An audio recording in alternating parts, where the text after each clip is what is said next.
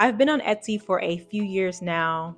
I have two shops. One sells templates, business card templates, flyer templates, and a couple of other things that are all digital downloads. My other shop sells my art, both originals and prints. And here are 5 things I learned after over 800 sales on Etsy. The first thing I learned shouldn't have come as a surprise to me, seeing as how it is mostly women who shop on Etsy, but the color pink is very, very, very popular. And it might sound silly, like it sounds like it might be common knowledge, but I'm not really a pink type of girl. Like I don't have any pink decor. I wear pink, but it's just not a color I gravitate to. So I never thought my top sellers in my shop would be pink. In both shops, the top sellers are items that are pink, surprisingly. This kind of leads me into the second thing I've learned, which is to make multiple color variations for top sellers.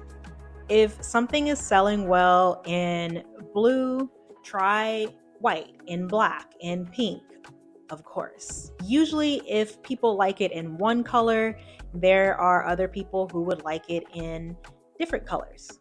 From my experience, I've seen this increase my sales. And you would think, especially with a digital product, a template, that people can just easily go into Canva and change the color themselves. But let me tell you, they don't want to. They want it to be nice and easy. They want it already pink. They want it already green. They don't want to have to change the color. They want things that are easy.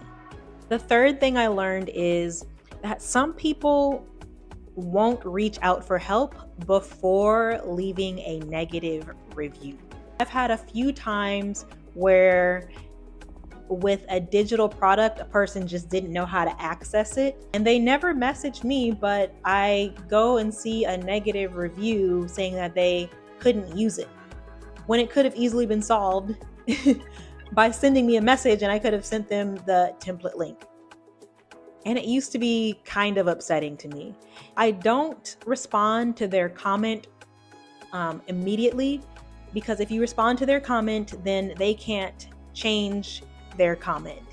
So what I do is I message them, ask them if I could be of assistance. I wait until the end of the month when the star seller metrics are measured. If they still haven't responded to my message, then I will respond to the comment, just basically saying, hey, I reached out to you. If you ever need any help, please just, message me. I'm more than happy to help you.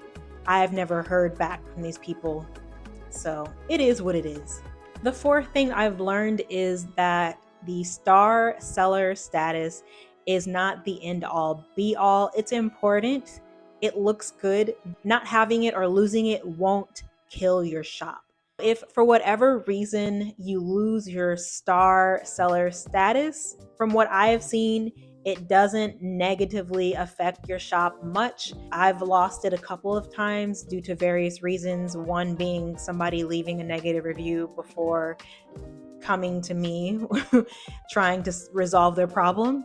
It didn't really affect my sales much. I feel like people see that negative review, but they also see all of the positive reviews. They're just crediting that one negative review to somebody's rare negative experience.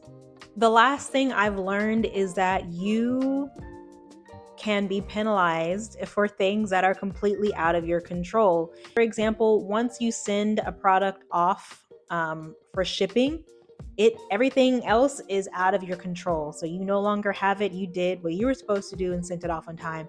But if the carrier mishandles it, if they're late, you have no control over that. Also, I have multiple posters that I sell the digital as well as physical prints of that poster. And every now and then a customer will mistakenly buy a physical print when they want to actually purchase the digital version of it. I don't know if y'all know this, but if your customer purchases a physical item and they're like, no, I don't want the physical item. I'm meant to buy the digital item. And you go in and you change the um, shipping to digital download, your star seller metrics are still affected because Etsy still counts it as you not having shipping on that item, which is kind of crazy to me because why even have that option there if you're going to penalize us? The best thing to do if your customer is willing to do it is to cancel that order and then have them repurchase the correct listing so that your metrics aren't negatively affected. I brought this up to Etsy. Why is this option even here if it's going to penalize us regardless? And they really didn't have an answer for me. I hope that you found this informative. If you did, please give it a thumbs up and consider subscribing. See y'all next time.